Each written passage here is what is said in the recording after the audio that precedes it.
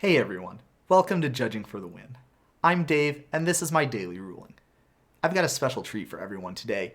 It's this month's patron pick, and the question that I was asked to field is how do you become a judge? Now, when I see this question, I think probably what people mean is how do I become a certified judge?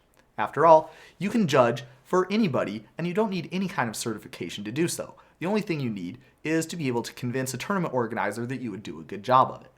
So I assume that people probably mean how do you become a certified judge when I see this sort of question. And the people who certify judges is an organization known as Judge Academy.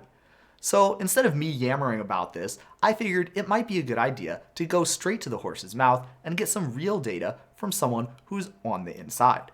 So for that, I wanted to bring on my friend Nicolette. Yeah, first of all, thank you so much for taking the time to talk with me. Before we get too deep into it, why don't we have a little bit of introduction? So maybe a few words about who you are and what you do. Absolutely. So my name is Nicolette Apraez. I am a level 3 judge, and I currently work as the program manager for Magic with Judge Academy. And so what that means is that I am managing all of our champions and content creators that are coming through, as well as kind of day-to-day operations for any escalated emails or policy decisions around specifically judging and judges. Okay. So there's some business development stuff that Tim, who's the owner of the company, takes care of with regard to future looking, but from a uh, day-to-day operations standpoint, that's usually where my role is. Awesome. So I imagine part of that is you get a lot of questions from, maybe not just current judges, but people who are interested in the program or interested in becoming a judge. Yeah, we have tried to kind of tailor the site in a way that gets those answers, but we always have those questions come through. What does it mean to be a judge? How do you become a judge? Those kind of questions are very common, both via email and also in the Judge Academy Discord. Yeah, awesome. And there is a Judge Academy Discord that's going to be linked in the description below. If you're interested, you can take a look at their site, and then everybody can get all that information that we're about to hear in text form. Awesome. So yeah, why don't you you saw the like general outline of things. So I guess the first thing I wanted to start with is what does the process look like if I'm Joe Magic player and I want to become a judge? What would the steps actually look like? Well, Joe, no, so the first thing you would do is create an account on judgeacademy.com.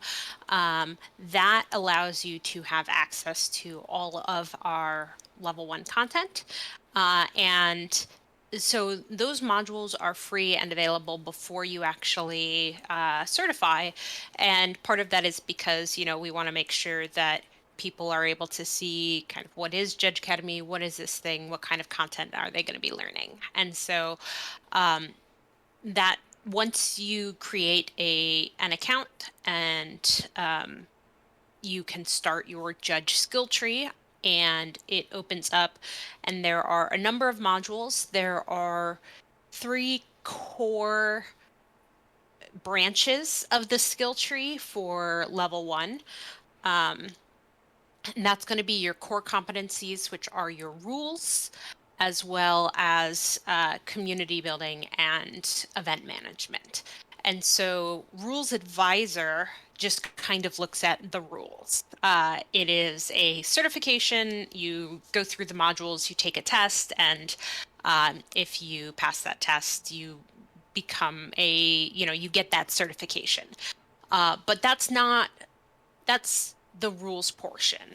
That's not for anybody who's expecting to actually run an event or have those soft skills help an event from start to finish.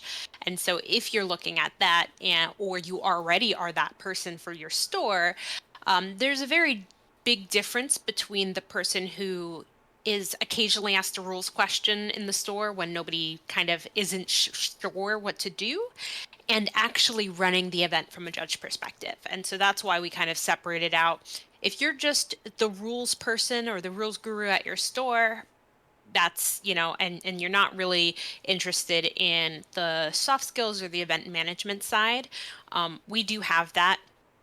It just focuses on the level 1 rules, and those core competencies. And then we have the community building and the event management, which kind of take it to the level of what you would expect from a level 1 judge. So the ability to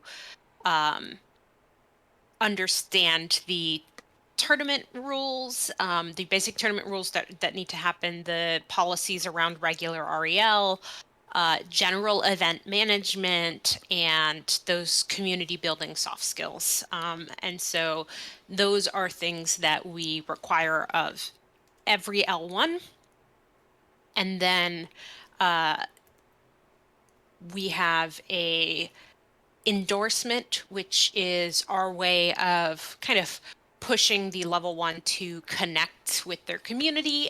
So you need an endorsement review, which we tell people, start building those connections as soon as you're interested in becoming a judge, because the first thing that'll happen is, you want to introduce yourself, you want to connect to the community, join the Discord, get plugged in, and that way you have somebody you can go to whenever you get stuck. If you get something wrong and you don't understand why, obviously you can always email us, but going to somebody that is, building that relationship with somebody, whether they are local or in some areas because they're more remote and have fewer judges. It might not necessarily be somebody that's in your city or in your local store. It might be somebody from further away.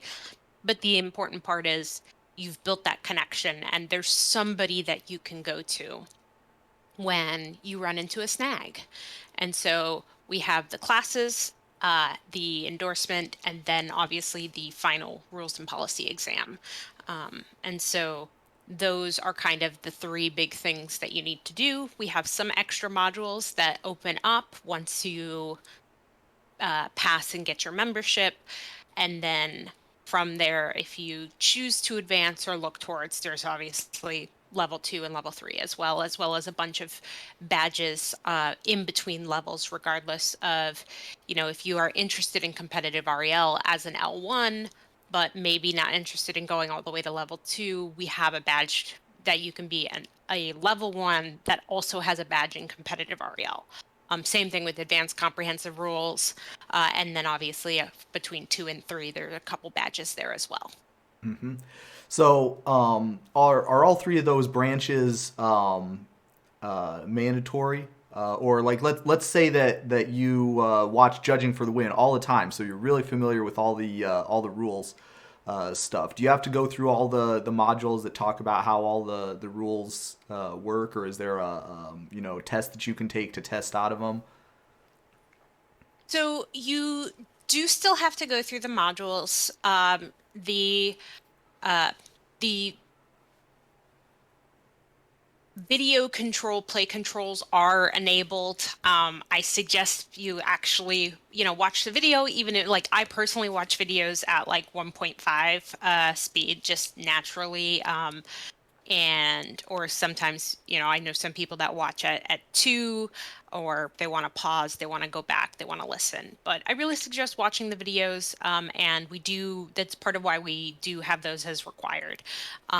So if you are coming on, ideally that makes it better because it'll be easier to, you'll know some of the answers already, but it's really hard to generally test things. And so we want to make sure that the base understanding of what it means to be a level 1 is understood regardless of where you are in the world, regardless of whether there are a lot of judges in your area or none, whether there's lots of competitive play or not. And so in order to give TOs and other staffing individuals and other judges the base expectation of knowledge. It's never the ceiling, but there needs to be a floor.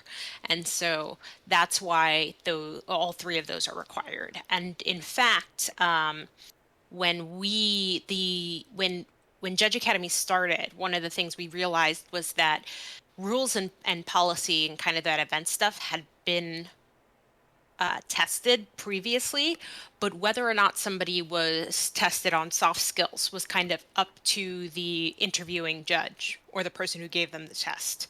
And so one of the first things we did was if you were bringing in a historical level, we waived the core competencies and the event management, but we still required everybody in order to keep that level. Everybody had to go through and do the soft skills portion because we wanted to make sure that, regardless of where you were and whether or not you certified initially 5 years ago or last month, these same things are expected. Honestly, everyone, watch the modules. They're actually really well done. And it makes sure everybody is on the same page, like what Nicolette was saying. The amount of rules knowledge that you have in different areas, I found can vary a lot. And maybe you're a judge who's like really skilled on combat phase, but not as big on casting a spell, for example. It's very common to see like pretty wide discrepancies in those sorts of things. So like what you were saying about having a minimum level that you can expect for all of those different aspects, I think is very important. But yeah, that's something that I've heard from some people, so I wanted to make sure I put that in there. Is there a specific ordering for the process that's like recommended or required, or is it more do the stuff that you're interested in when you get a shot to do it? A lot of the electives are like that, but most of the branches initially are set up because some of them, if there is a requirement, it says it as a like, hey, you need to do this before you need to do Y before you do X. And part of that is because as much as these are, modular, it is one of those things where building upon a previous lesson can be really helpful and going into so anytime a lesson does that, we want to kind of go in order. But they are set up like skill tree branches. So the kind of recommended and in some cases required order is just moving down the skill tree line. So the top bar of any branch is going to be the first module that they generally expect people to take, other than, say, the electives, where it kind of doesn't really matter which one you go through and you don't need to do all of them. So, since they're not required, they can kind of jump around a little bit. And what about the branches? Like, is the rules like always before the soft skills, or is it you can take all three in any order, or what do you? The branches themselves can be done in any order or concurrently. For level one at the moment, there isn't a cooldown, moving from one class to another.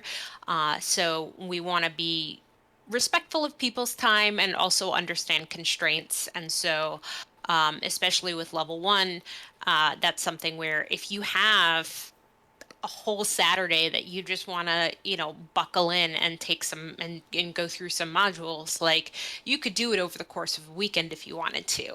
I wouldn't suggest, rushing through, but we also want to make sure that people are able to consume the knowledge the way that works for them, but also at the time that works for them. So the last thing we want to do is say like, oh, you've learned for 2 hours. That's the maximum you're allowed to do today. Yeah, that definitely makes sense. Although I will say I don't know about anybody else out there, but I personally can't pay attention to something for more than like a couple hours before I start thinking about, whoo boy, maybe it's time to play some Pokemon, or it might be time to crack out a DVD or do something else. Yeah. Cause yeah, that's so. Um, What about the rest of the process? Like the talking to the mentor, the talking to or the getting your recommendation. Or How does that fit in there? Do you recommend that the mentors wait until after you finished all the modules to make sure you're serious, or get a recommendation as soon as you possibly can because it might be your last time in who knows how long? so the main thing is it comes before the final exam. And part of that is because the final is going to be the thing that really culminates the education, and it would it leads to both, feel bads from the point of the judge, but also pressure on the endorsing judge if we put it after somebody has taken the test, Hmm. because the last thing we want to do is have people going, well, I passed the test, come on. Like, Clearly, I and must there's be kind of ready. this feeling that if you pass the test, then you've done the thing. And so listing things as prerequisites for the test go over a lot better than here's take your final and then take these extra steps. Yeah. So as far as how soon you start looking for a mentor if you are a candidate for L1, I would suggest sooner rather than later, because the more support you have, the faster you're going to be able to go through that content and kind of understand where you're going wrong. Also, you don't really you that's something that you can do in tandem, right? You can do them both. You can be looking for somebody who might be interested in becoming a connection point for you at the same time as you're going through these modules. But if you go through all of the modules and then start looking, well, you're going to hit a hold, because not judges aren't required to give other judges endorsements. It's not something we require a certain amount of. It's not something that we even require that people do at all. And so really it's facilitating that community and sense of belonging. And so the sooner you do that, the better. Also, if you jump into the Discord and say, hey, I'm an L1 and I need an endorsement, you're likely not going to get a response. It's not that people don't want to help. It's just that's not really the intended point. Is to, it's not a checkbox to check off as soon as possible. It's intended to help you build those relationships and give you somebody that you can message if you are struggling, or that can introduce you to another judge that might be able to let you know when there's a conference and things like that. And so um, sometimes people want to see how the judge interacts in either digital space or physical space. Sometimes an endorser might want to have, a quick conversation with the judge ahead of time. And that's a thing that, it's kind of subjective in that way, which on one hand, it it can be hard, right? Because there's not a set here, you need to do these criterias in order to get your endorsement. But that allows us to be flexible in a global program. And that allows us to allow the judge in South Africa to talk about, ask the questions that need to be asked of the other judges in South Africa. Or, if you are asking across the regions, uh, or in between different countries, like there's no line that says that if you're in the US, your endorser has to be from the US, especially because we have a global digital online community.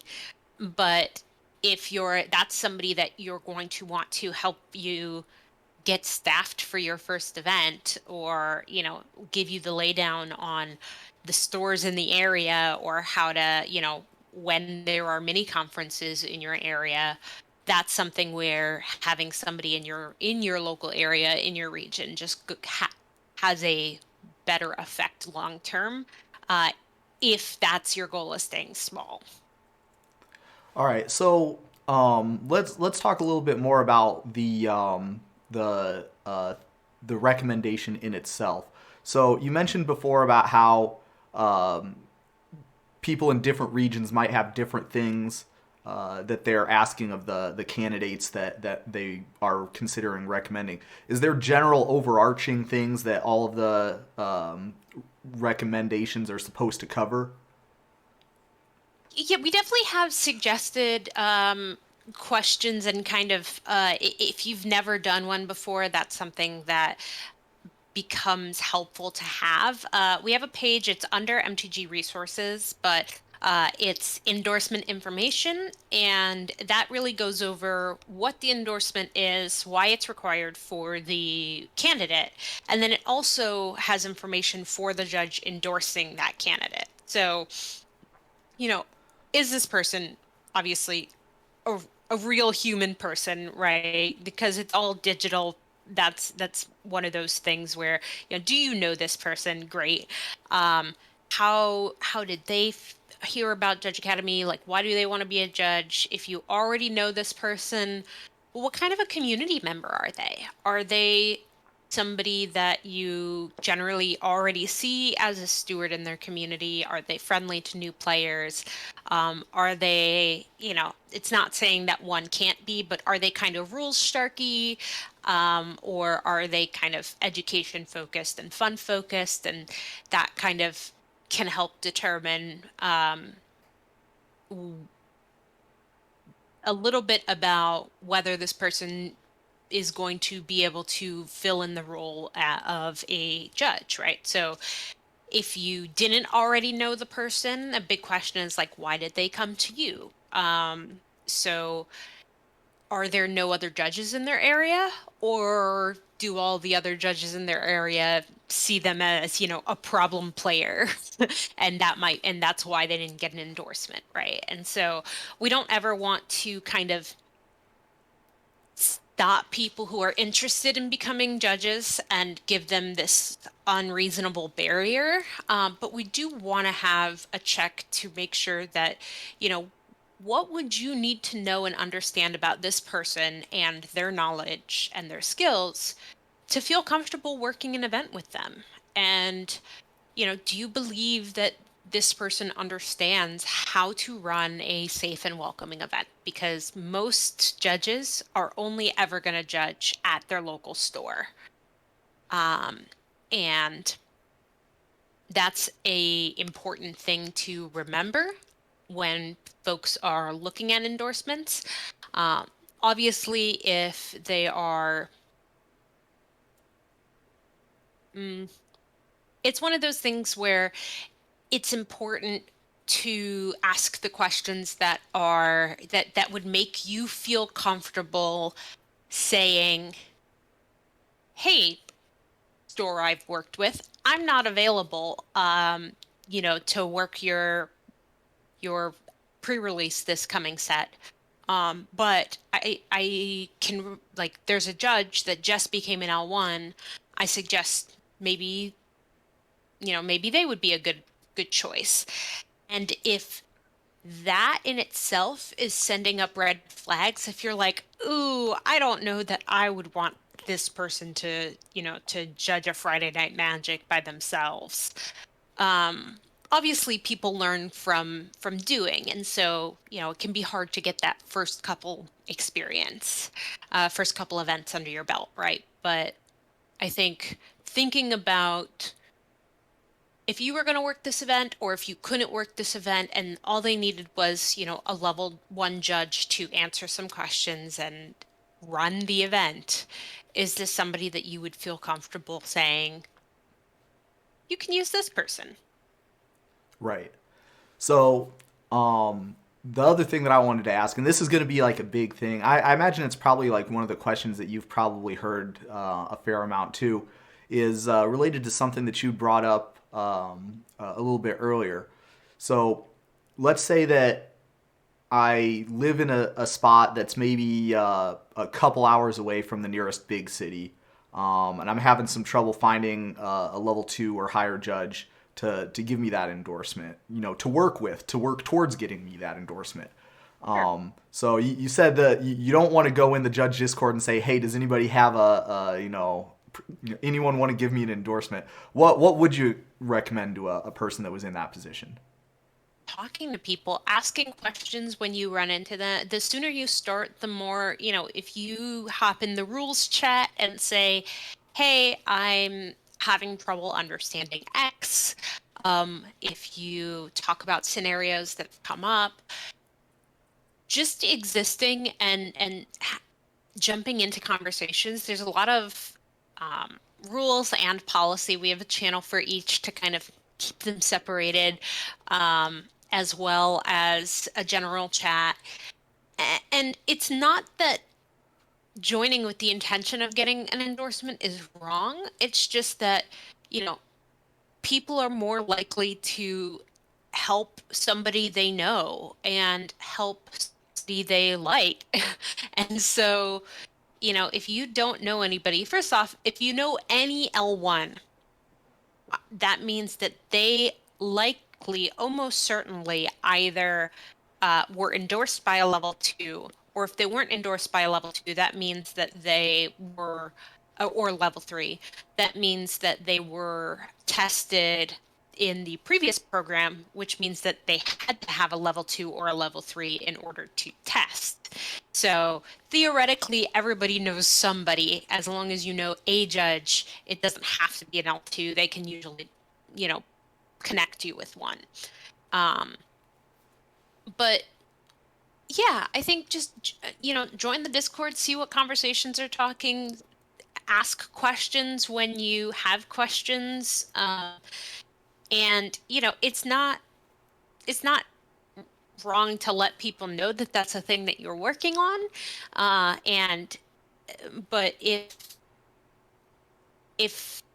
that's if that's the first thing that somebody hears from you when you join, right? You're not building that social capital in those connections in a way that makes people want to help you, as opposed to, oh, you know, I know David. David's been in I've never met David, and I live all the way on the other side of the country, but I've seen him asking questions. I've seen him, participating in conversations. Like, sure, I'll take 20 minutes to sit down with this candidate and see and give them a endorsement interview, right?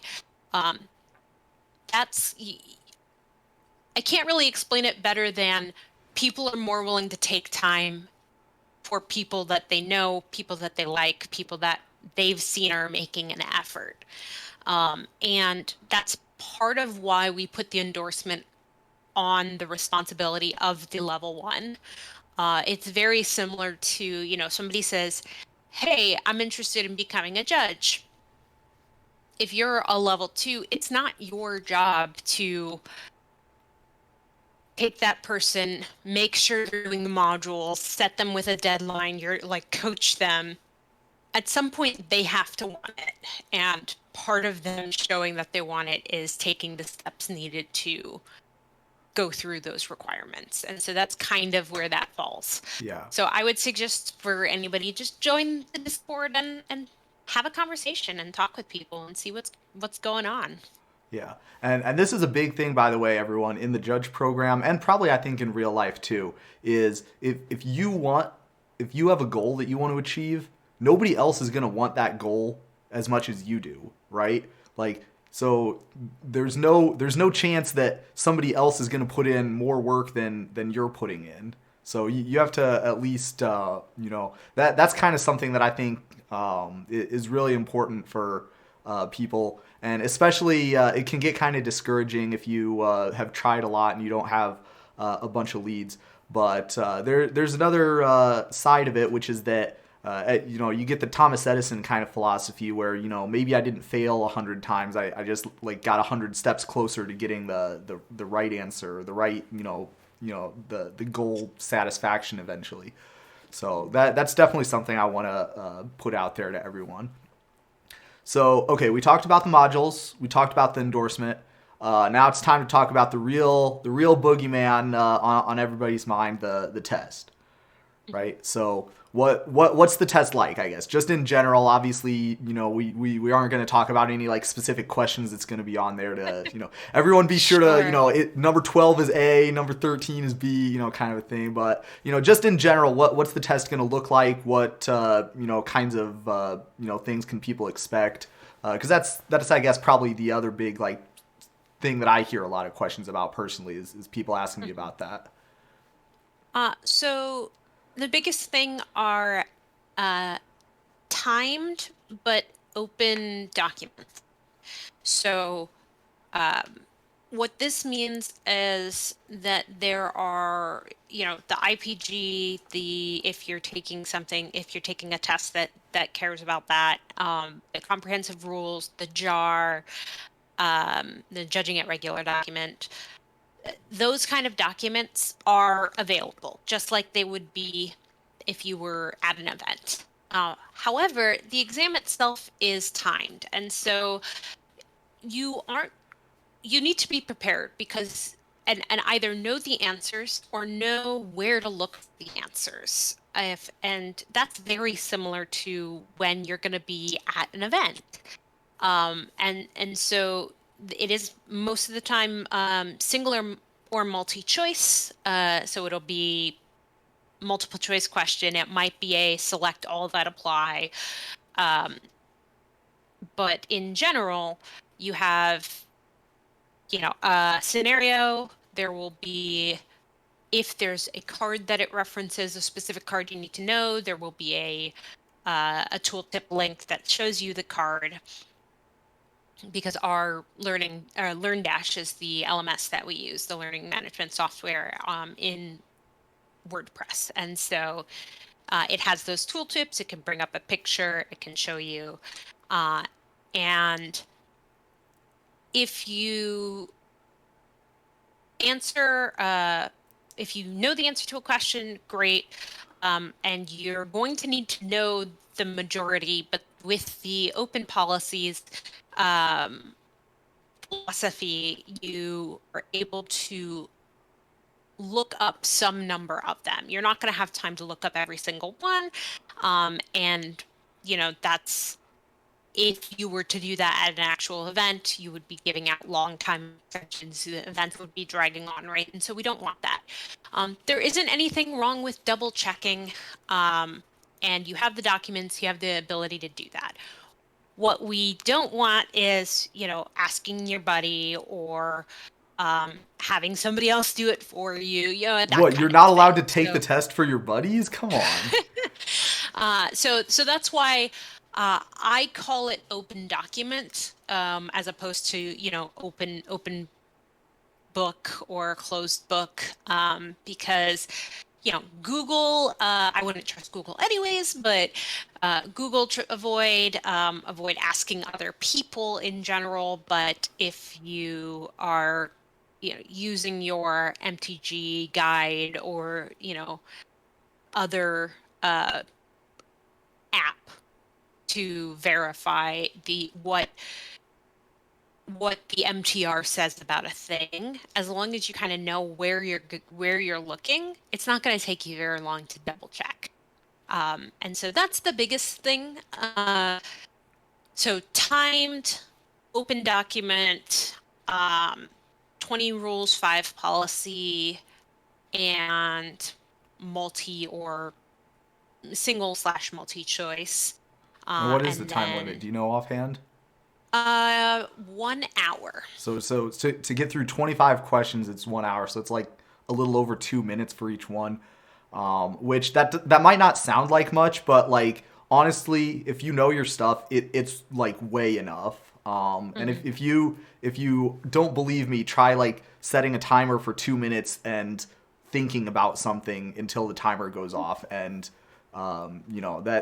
that's plenty of time, I think, to expect per question. So It's absolutely not enough time to look up every single answer. no, Um, Not unless you've And got so, like Dave level, comprehensive rule. yeah, If you have the ability to look up every answer, you probably already knew all the answers anyway. right.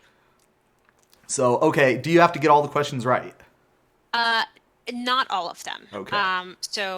I believe 80 is the passing there. And so what that means, 80% on the rules, 80% on the policy. They're actually split, so 20 and 5. I think it's an hour and then 20 minutes, I think, for the 5 questions. Hmm. Just because those are policies, so they're a little bit, take some time to kind of More rock the processing. philosophy in there. But um, the intention of it is, you don't have, like, we don't expect judges to be infallible. It would be great if everybody got 100. And, if you aren't sure of something, it's great to look it up.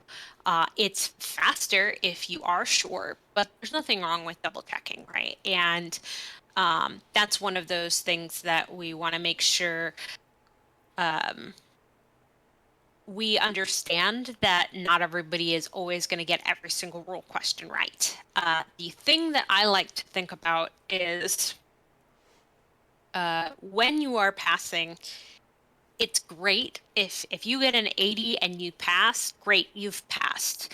But if that were an event, that's like 4 calls that you just told people the wrong answers for. So, I don't like to see it as like a all or nothing kind of pass fail. Um, I try to remind people that, you know, that's uh, that moving towards that 100% is great because that's where you want to be. It's not like, you've got this bar, and once you pass it, you're like, great, I don't need to learn anything ever again. And like, if so, you're going to give out bad rulings every event, and that's not great. Mistakes happen, but they shouldn't be happening that often. And so that's one of the things that we want to kind of help with. Yeah, and I mean like that's another great thing is like no matter how strong your rules knowledge is, you are still going to be making mistakes. So it's not really practical to expect 100%. Maybe if you get 100% on the test, but 100% in your judge career is not happening. Um, so yeah, it's not really reasonable to expect 100% on the exam either. I don't think. So okay, let's say we took the exam and we passed. Yay. That'd be like the next step. But maybe before then we'll talk about the other alternative, which is you take the exam and we're not going to use the word failed, but like we did not achieve the 80% necessary to advance to the next stage. So what would be the next steps after that happens? Sure. So there is a cooldown on the finals, and during that time, uh, it won't let you retest, but you can go back through older modules. There is also, we realized that there was a gap in the difference between, the modules that are at the end of a learning video are very um, they're intended to be basic, right? They're not intended to take you 5 minutes to figure out each one. They're kind of, were you able to process and contain the knowledge that was in the video? And so what that meant was that there was a big gap between the uh, the module questions and difficulty and the level 1 test difficulty, and there was a huge gap there. And so we've tried to fix that one by creating a rules and policy uh, preliminary test or practice test. And so one of the things that we're trying to do is give people more opportunities to get used to seeing questions the way that they are worded on exams. And even if you are taking an exam, I highly suggest, even though it's online, you always have some basic lands and a Sharpie with you, have some tokens or some counters or dice or something to use, because the cards and the pictures help, but most times when you're answering questions, there's going to be cards in front of you. And having that, being able to visualize the board state is one of the hardest things about taking a test about theoretical questions, right? Yeah, having physical So, stuff that you can manipulate around, it really does make a difference. yeah. A lot of people really like that. So definitely, I agree with that advice. So I suggest having, if I like having some basic lands, I like having a Sharpie and a pen, and I'll have a couple of each color basic land, because if color is relevant to the question, that's something that is easy to represent. If we're talking about counters or something attacking or something blocking, right? Being able to, like you said, physically manipulate those items is going to be really helpful to understanding. But during that time, cooldown is 2 weeks for the level 1 test, and that's something that you'll want to go over modules that you can review the test and the questions you got.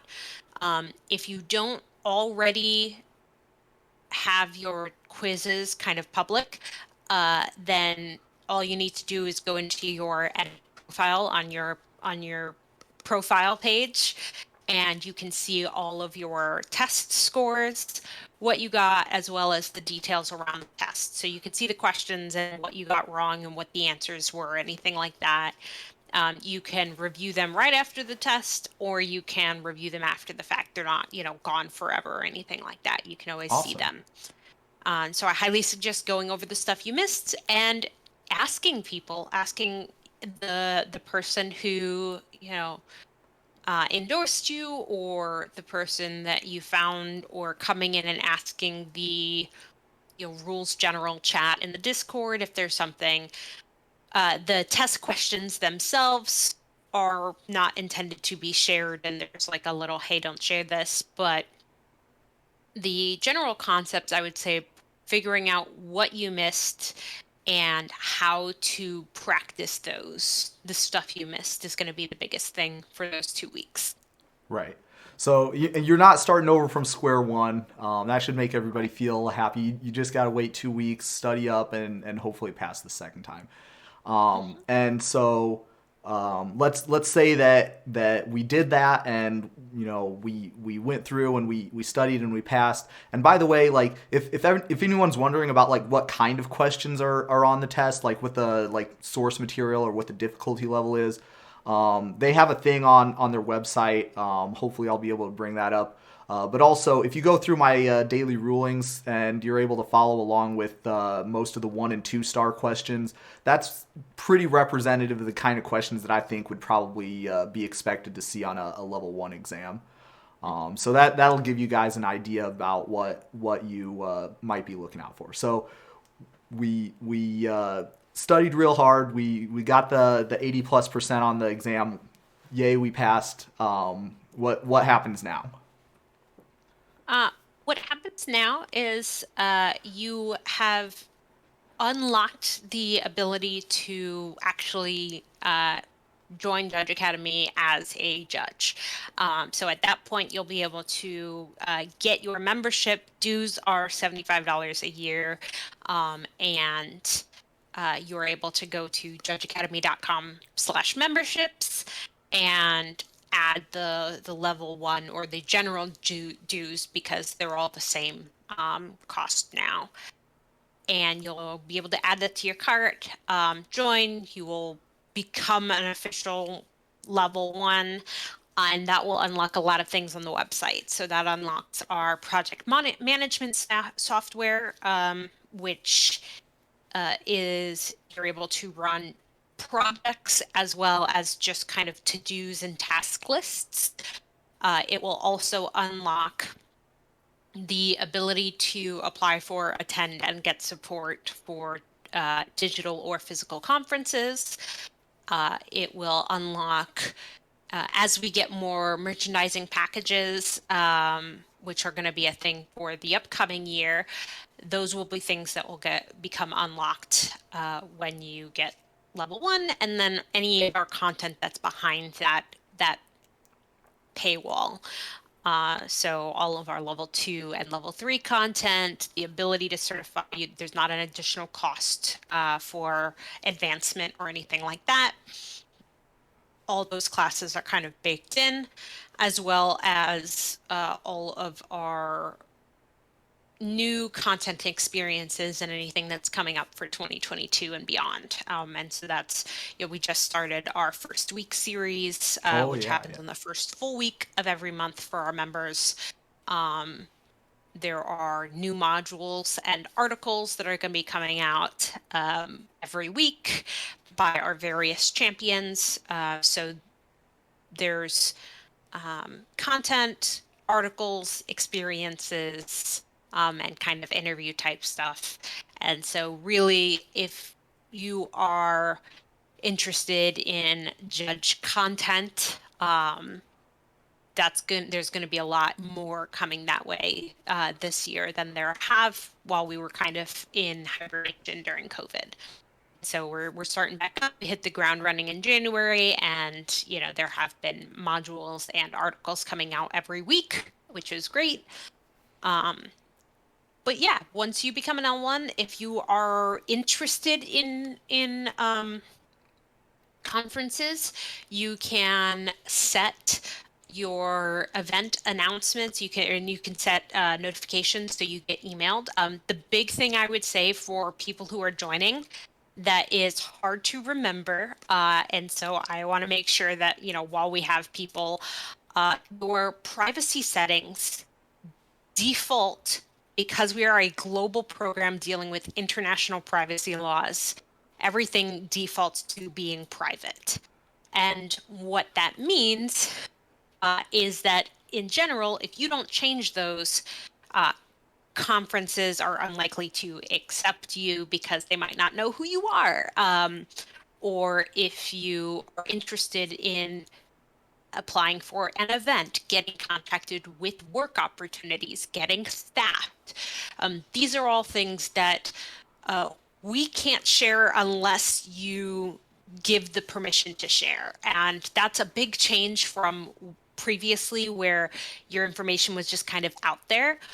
Obviously, everybody has the ability to, if they want to keep their data private, they can, but most people don't realize that if you don't make those things public, you are not going to be able to get staffed for things because somebody's, hosting a Indiana conference for judges in Indiana in the US, and somebody that has a username of goldfish is applying, but their name is private, their location is private, their region is private. It doesn't say what level they are, it doesn't say who they are or where they are or anything like that. You're unlikely to get staffed for anything. And so please, please, please, and even if you are a judge now, take a moment, go to the privacy tab of your profile and take a look. And anything that you're okay with sharing, you should, or that you would need for, somebody to accept you to work an event. I highly suggest marking those so that people can find you and find you with opportunities so you can attend conferences, anything like that. Yeah, yeah, that's a good advice. And yeah, that is, that sure doesn't sound like American privacy settings, but being a global organization, that is something that I guess we got to respect.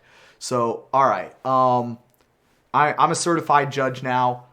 In addition to unlocking all the modules, I can also apply for events.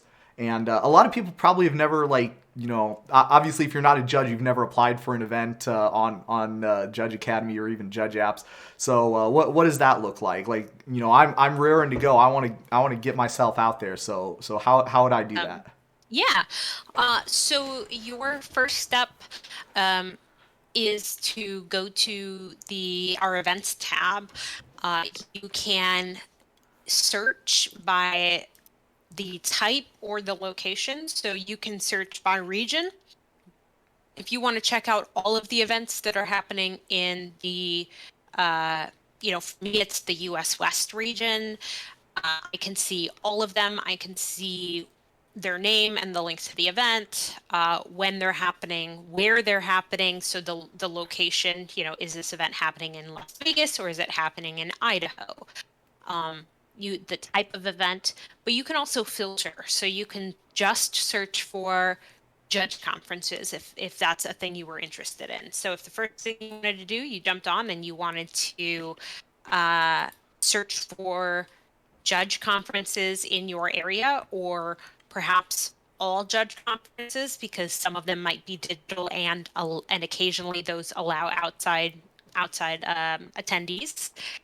That's something where you can go there, you can look, you can click on the event page, the event name, and it'll take you to that event page. And then there will be a description of the event. They will say information about the event, when it's happening, what the learning goal is, or what they're trying to do. And it will have a button in order to apply, assuming that they are accepting applications still. So you can hop on and start applying to events. And for a lot of conferences, there is a spot for a cover letter. A lot of time that's used for staffing events, but if you're also hosting a conference, this is a great way to, especially if you are out of region or if you are new, or you can kind of introduce yourself to the organizer and talk a little bit about what you're excited about for the conference, right? If there's any specific things that they want to know, they have the ability to ask specific application questions, or say, in your cover letter, please tell me your favorite dinosaur, right? Reading the application to make sure that you're following the directions that they put is a great way to make sure that, people say, oh, this person has put the thought in, this person is reading the application, they've clearly gone through and are paying attention. And we want to have them come either attend, present, help organize, anything like that for events. Yeah, I And feel those are like if for you're. Oh, sorry. digital or physical conferences. Sorry. Yeah, I was gonna say I feel like if you already know who the organizer is, or you've worked with them before, then maybe you can leave the cover letter blank or put a form one in there. But if it's someone you never talked to before, I definitely think you want to at least introduce yourself and say a little bit about who you are and why you would benefit from the opportunity to go there. Yeah. And people do look at that. So that is now I heard there might be a module where you can learn about writing cover letters. So that'd be that'd be another if you're not sure about that, then that'd be a good place to look. Yeah. So one of the great things about 2022 and beyond Judge Academy is that we've split content and brought on subject matter experts for each area. And so when you're talking about applying for a conference or organizing a conference or what to expect from your first conference, right? These are all opportunities that our community champion, Matthew Fox, would be able to look into providing. And so, especially as we're just kind of getting our feet wet and starting to create content, if anybody has questions, ideas for content, like recently somebody mentioned that cover letter, that's something that can easily be turned into an article, a module, anything like that that can help.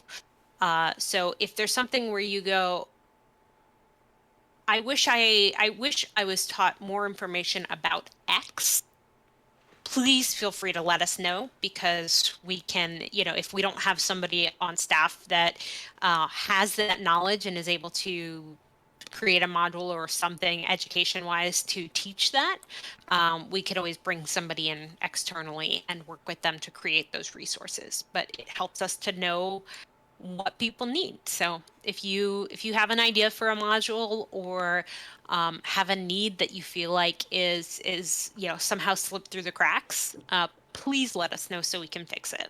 Yeah, that was one that I brought up just because I had heard about that one myself. But definitely, this is one of the things I really like about the judge program, by the way, is that they care a lot more about what people think than a lot of organizations that I'm familiar with. So when she says that, that's actually true. About like if you have feedback for stuff that you think would be a benefit but doesn't exist yet, that feedback actually gets read and taken seriously. So And we have a number. It'll get you know assigned essentially to the appropriate champion, and we'll figure out, can this be a module? Is this something where it only needs an extra paragraph of explanation on this page, or is this something where we really want to explain everything and go into deep detail? And so, if it's about community or conferences, it's probably going to go to our community champion. We have a rules and policy champion. We have a logistics champion. And then we have a communication champion as well. And we're kind of, so we have a lot of boots on the ground now that we can kind of help create content for, and we're constantly creating new articles, new content ideas. Right now, they're finalizing content for February, and as soon as that goes live, they're going to be starting to work on the next month. So things can turn around pretty quickly. yeah. All right. So we've talked a lot about how to become a judge, what are the benefits of becoming a judge. What do you have to do to stay being a judge? Is it just I keep paying my $75 every year, or is there requirements for number of events that you have to participate in, or number of other stuff that you have to do? What else do you have? So there are continuing education requirements. There are not requirements that require you to work a specific amount of events or work for a specific amount of organizers or TOs, anything like that. And part of that is because if you have the knowledge and you're keeping up with the knowledge, the fact that you haven't had the ability to go out and use that knowledge shouldn't hurt you. And so, I can't imagine if we stuck to, hey, you have to do 2 events every 6 months or something, how many people would still be judges right now? Yeah, Because, that'd be a tough one. you just can't work events in a lot of areas right now. In some areas, it's just illegal. In other areas, it's just not a good idea. And so there is not a minimum of number of events requirement. There will be an education module, so update modules. We aren't going to decertify somebody partway through their year, but in order to renew, so if you in 2022, one of our goals is to put out update exams every time there are rules changes, policy changes, things like that. And so if in order to re-up at the end of your year, you need to be up to date, right? Because we're saying, hey, there is still one of the things we're trying to work out from a logistics standpoint is whether keeping up with materials is kind of should be a carrot or a stick, right? So TOs should know if you are a judge, but you have not done anything in not necessarily working an event, but if you haven't completed the update modules or learned the new content in 8 months, that's relevant for staffing purposes to know. And so either we have two options there that we're still trying to kind of solidify, and that's one of the reasons there haven't been a huge push other than that L1 maintenance and other content with regards to renewing, and especially because of COVID. But if you if you're up to date, we could put something that is like a little flag or a little check mark or a little star that says like, and by the way, this person has completed all of the update modules to date. Or on the other side, we could do, a flag, basically like, hey, yes, this person is a certified judge. However, be aware they have not yet done the, Kamigawa learning material. So, you know, we haven't signed them off on brand new content, which is important from a staffing position to know. Yeah. And so really that the check from with regard to are you going to be able to renew from a maintenance standpoint is going to be at the like when you are going to re-up your membership, you need to make sure that all of the update required classes up to that point are up to date because you won't be able to renew without it. However, ideally, people are checking in, whether it's, hey, every set I'm going to check in, or whether it's, hey, I haven't worked an event in 4 months, so I'm going to work one. So let me log in and see what all I've missed in the last 4 months because life happened and I haven't looked at a magic card in 4 months.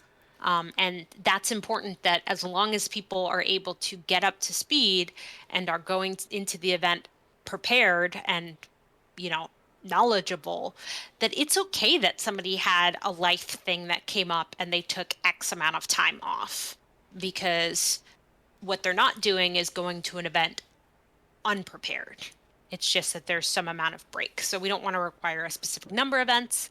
And we also, don't want to punish somebody for if they're not actively going out and judging for being, taking an amount of time where they're kind of not catching up. As long as they catch up before renewal, Right. they'll be good. And I guess there was one other thing regarding like staying certified. There is a code of conduct also that you agree to be bound by. Yeah.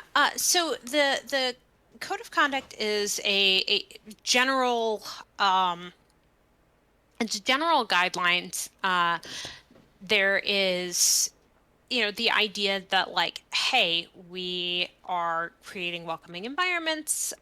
We have a position of authority at those events, and we need to acknowledge that. So it is not it's more of a, the code of conduct is not a long, comprehensive list of all the things you are and aren't allowed to do as a judge. If somebody is not is in their role as a judge at an event doing something that is not okay, and not treating people fairly or respectfully, anything like that, we have a conduct form. We also, if it is at a specific event, you can always let the organizer know since they have a lot more control over the actual event itself. Because, and obviously, if there's anything that needs to be sent up to wizards or to law enforcement or anywhere else, figuring out where to report the behavior is something that is a whole nother a whole nother conversation. But the general idea is that there is a code of conduct. It is frankly intentionally vague in some ways. And part of that is because this is a global program. And again, we are dealing with global laws and requirements and rules and regulations. But in general, there are things that you should not be doing as a judge, right? You should not be using your position as a judge in order to bully or harass or, Fix the get a results of ruling to go a matches. certain way when it shouldn't and it shouldn't, or in general just don't what you are agreeing to is that are we have very limited levers that, as you know, judges don't work for, well, I mean, some judges do, but judges in general don't work for Judge Academy. They work for the store that is either employing or contracting them, or the tournament organizer that is employing or contracting them. And so our lever is basically, do you have a certification or not? Do you have access to Judge Academy or not? And that's a pretty big lever. So if you have something that's, minor and not resulting, that doesn't necessarily result in them just their account being blown up and not being allowed to judge, then really that's a conversation that you want to make sure that the people that are choosing whether or not to hire them are aware of, right? If you have a negative experience with a judge at your local game store, you should let the local game store know.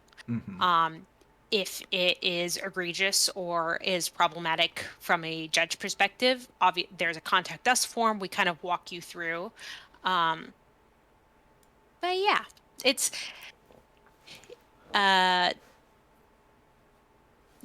kind of what I would say. Yeah, it's pretty common sense stuff.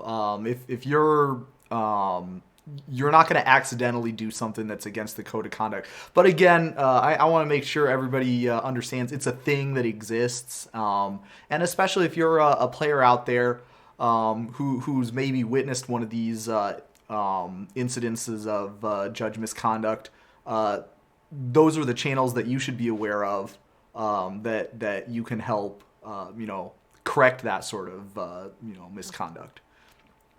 So I don't want to take all of your night, but I did want to close out on something like kind of more of a positive note. So as one of the like higher up people of Judge Academy, I'm sure you've got all kinds of wonderful stories or anecdotes regarding the program and your time there. Maybe if you wanted to share one that like really kind of encapsulates how you feel about the judge program and what you really think is like one of the more positive aspects of it.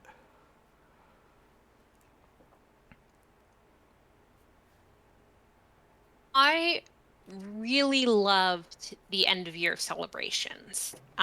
If you didn't get a chance to attend them in your region or elsewhere, they were intended to be large, kind of get everybody re-engaged and reconnected as a community. And that went over extremely well, because for a lot of judges, everything's been turned off for multiple years now. And seeing judges come together and seeing judges reconnect after so much time, that was really cool. And so I think that the end of year conferences were one of my favorite things. And then obviously the stuff I'm very much looking forward to for 2022 with the champions, those first week series, those content and experiences, being able to, have a card counting lecture that's live and people can participate in. They're kind of one-off seminars, right? They're not full day conferences. They're just kind of experiences that we get to put on for the community and continue to make people feel like they are a part of a community that is dedicated to learning and improving. Yeah, and I'll share one of my own too. So everything's fair, right? So a few years ago, I went to a Grand Prix back when they had Grand Prix in Sao Paulo, and that was one of the, like, for me, that highlights pretty much everything that I love about the judge program, because there's no way I would have met any of those wonderful people. There's no way that I would have took a trip. I wouldn't have had a reason to take a trip that was halfway around the world from Indiana, in order to like see all the wonderful sights and commune with all those wonderful people. It's something that gave me the impetus to go a little bit outside of my comfort zone and get the rewards of going outside your comfort zone. And for me, that sort of thing is what the judge program has so many opportunities like that to do. And I know everyone's thinking, okay, well, now we're like shut down in a pandemic, and there isn't a lot of opportunities to do that. But that's not true because now we're embracing the digital landscape more and more. So there's more and more opportunities to meet people that you never would have had another opportunity to meet. Uh, get in touch with people who you never would have normally been able to get in touch with, and share a hobby with people that are literally all over the world. And if you think the people in your local game store are cool people that you would like to interact with, guess what? There's thousands of local game stores all around the world that have really awesome people just waiting for you to connect with also. So that to me, I think is the real power of the judge program, is the ability to connect people from all kinds of different backgrounds, all kinds of different walks of life, all kinds of different like occupations that never would normally have a reason or an opportunity to interact with or connect with each other. Absolutely. Yeah, there are so many of my friends are spread all over the globe, and especially trying to uh, reach out and make a program that is, global is great. And I spent like when I first shortly after I made level 2, I spent like 3 weeks exploring Europe. I like put a did a an event in London and then 2 weeks later in Prague. And so I just kind of went around and bookended my European adventure with events and finding excuses, finding excuses. But not every judge is going to travel outside of their local game store, and that's okay. But getting to meet judges that are even just in the Discord, the number of people that have conversations in the rules or the general or the off topic that are from all over. We frequently have judges from South America and Europe and Australia and the Philippines, like, and they're always having conversations, and it really opens up your mind and opens up your vantage point and sees that if you're somebody who if really only judges at their local game store in Alabama in the US, right? It opens up your worldview just to meet people from different areas. It's really nice. Yeah, and like for me personally, I don't actually have a valid reason to go anywhere outside of my state other than the magic gives me an excuse to do stuff like that. Hmm.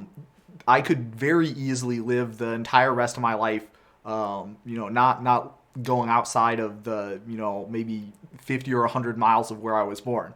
But magic just gives me so many, and I'm going to use the term excuses to do stuff that pushes me outside my comfort zone. And the traveling is one way that's realized, but going online and making videos that anyone could just watch, that's another.